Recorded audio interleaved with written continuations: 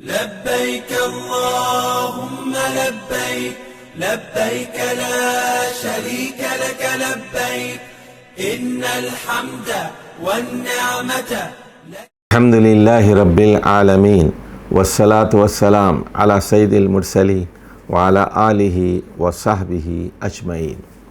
Today we are going to talk about ihram.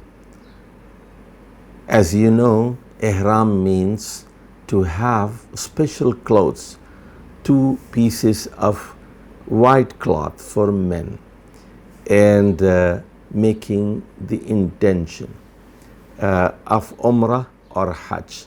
So special dress which men wear before Umrah and before Hajj with the intention of Umrah and Hajj is called ihram.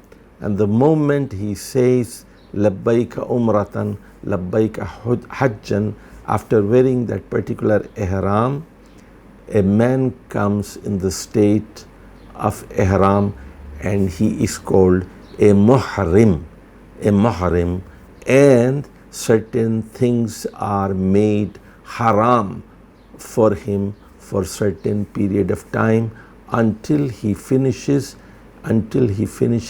his umrah. So ihram is fard or wajib. Point number 2, you have to have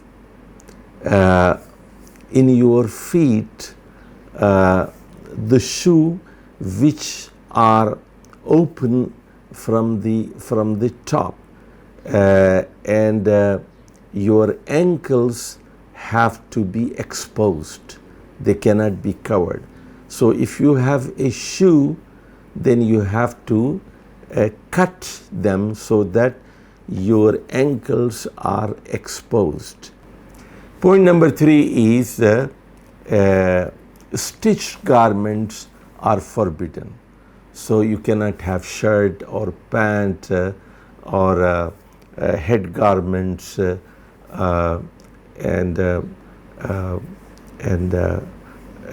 and socks if they are covering your ankles. It is desirable that after taking out the ihram, when you are going for tawaf hajj on the 10th of Zilhajj, you change your clothes, you take a bath.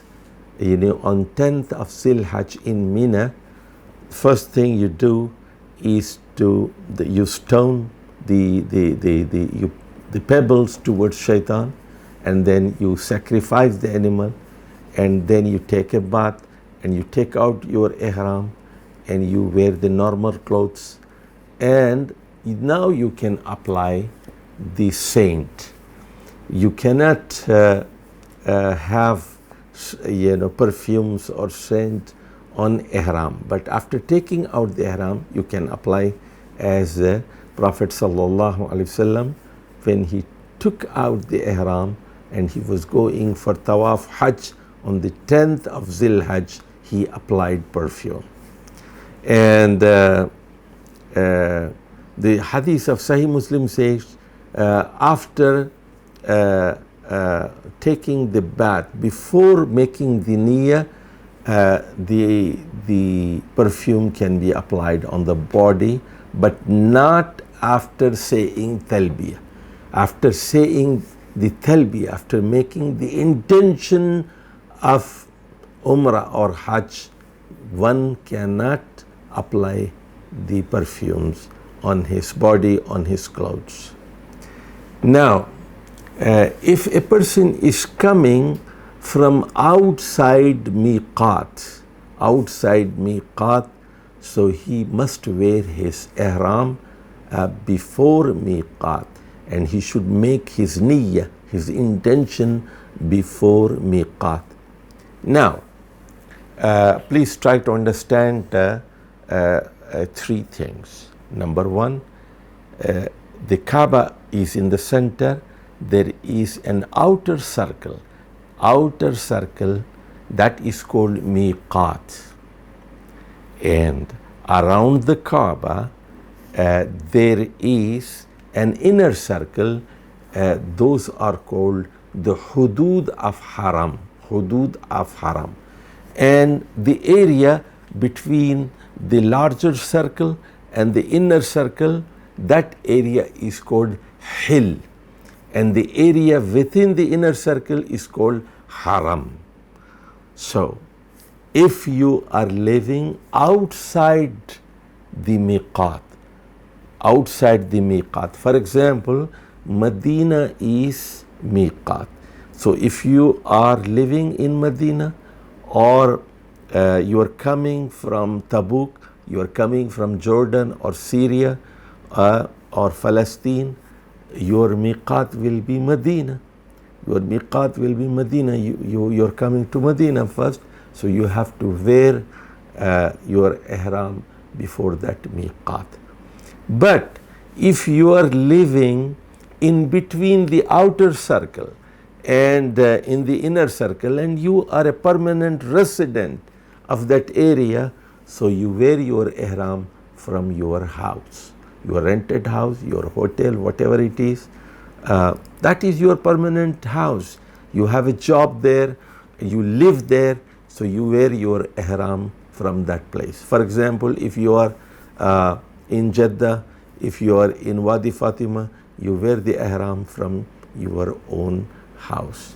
And if you are a resident of Mecca, you are within the limits of haram, you are living within the inner boundary of haram, then you wear the ihram from your house. Now, so the people living in a Mecca, they will wear the ihram from their houses. Now, we mentioned that for ladies there is no special dress, the normal dress, as long as everything of their body is covered except the face and the rest. Except the face and the rest. They have to cover the head and the ears and the neck and the entire body, their hands and their legs, entire body. They should have a loose dress and their figure should not be exposed. If she was in the state of janaba because of her periods, she has to wait in Mecca, wherever she is staying. If she is staying in Mecca in a hotel, she should go outside the limits of the haram and make the niyyah, and she should come back outside. There are different points around Kaaba. They are called hudud of haram. So one of them is Tan'im, which is about 6-7 kilometers from Kaaba. They go and come back. And Prophet Muhammad sallallahu alaihi wasallam said, as the hadith of Bukhari says, the lady in ihram should not use gloves, and she should not use the veil. So the face has to be exposed and the wrist has to be exposed. And the hadith of Nasa'i says that men should use white cloths and they should not apply any perfume on the ihram. And Prophet sallallahu alaihi wasallam said wars and za'faran, different kinds of perfumes are forbidden for a muhrim, one who made the intention of Umrah or Hajj. And the hadith of Abu Dawud says that immediately after wearing the ihram, you make the intention loudly by talbiyah, by saying labbaika umratan, labbaika hajjan. It has to be very loud. Labbaik Allahumma labbaik, labbaik Allahumma labbaik, la sharika laka labbaik, innal hamda wan ni'mata lak wal mulk, la ilaha illa labbaik, la sharika laka labbaik. However, this is only for men. Ladies must say talbiyah, labbaik Allahumma labbaik, but not very loudly. They should say labbaik Allahumma labbaik. But it has to be louder, but not very, with very high pitch. But slowly and calmly they have to say labbaik Allahumma labbaik, labbaik umratan, labbaik hajjan. And immediately after making the intention, you start making dua and zikr, whatever you want. The adhi'iyah from Quran and Sunnah. Rabbana atina fid dunya hasana wa fil akhirati hasana wa qina adhaban nar. Allahumma jinna minan nar. For yourself, for your parents, for your children, for the entire humanity, for the guidance of the humanity, for the ummah, for the entire ummah of Prophet Muhammad sallallahu alaihi wasallam. So whatever adhi'iyah is better from Quran and better from the Sunnah, you should make dua. And then you enter in the holy mosque of Mecca, Masjidul Haram, and immediately after entering you go directly to the house and you start your tawaf from the point of black stone, and you make 7 rounds around Kaaba. And when you enter the mosque, you should stop talbiyah. When you enter the masjid, you should stop talbiyah. And but when you go out, when you are going to Mina and Arafat and Muzdalifah, you have to keep on saying until you reach the Jamara al-Uqba in Mina on 10th of Zil Hajj. You have to keep on saying talbiyah, labbaik Allahumma labbaik, labbaik Allahumma labbaik. And it is essential that you make wudu before you enter the holy mosque of Mecca, and you have to be in the state of purity when you make tawaf. So wudu is an essential part of tawaf, and if you are with wudu, you don't have to make a fresh wudu, but it is highly desirable to make a fresh wudu before you enter the holy mosque to make the tawaf. And there is no salat of tahiyyatul masjid in the holy mosque. The hadith of Bukhari and Muslim is very clear. It is not like other masajid, other mosque in the world. When you enter the mosque, immediately you offer 2 units, tahiyyatul masjid. But in the holy mosque of Mecca, you start immediately your tawaf. And please remember here, both men have to be and the women, they have to be covering their sutra, their satr, while they are in the state of ihram.